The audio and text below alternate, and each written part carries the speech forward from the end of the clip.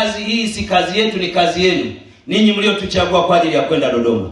Kwa niaba ya wabunge wenzangu, nataka niwaambieni kazi ya ubunge ni kazi ambayo kila mtu hapa ana sifa ya kuwa nayo. Nikimchukua leo Marugumba, nikasema wewe utakuwa mbunge, ukatangazwa na tume ya uchaguzi, siku hiyo hiyo unaufanana ubunge.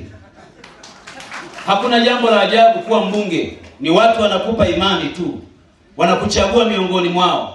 Na sifa za ubunge, moja, uwe Mtanzania. Wangapi hapa ni Watanzania? Nyosha mkono.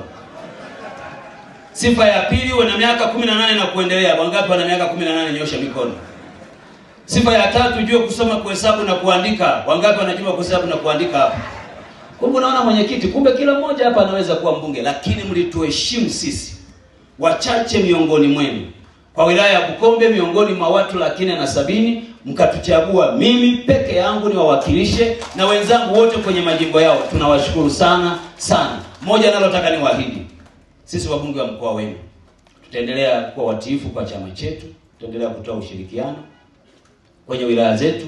Na waomba jambo moja, mtufundishe kuwa wabunge bora. Mbunge bora anatengenezwa na wapiga kura wake, na mbunge mbaya anatengenezwa na wapiga kura wake. Wanamtengenezaje? Anakosea wanamwacha, wanamwambia nekagito weko shike miaka 5 tokumparaho namwe. Mnakuwa na mbunge anaelea, lakini akikosea waiteni wazee wako hapa, mwambieni wewe kwa njia unayokwenda sio sawa. Na ningetamani sisi wabunge tuwe watu wa kuunganisha watu, kuwasukuma watu kwenye uelekeo mmoja.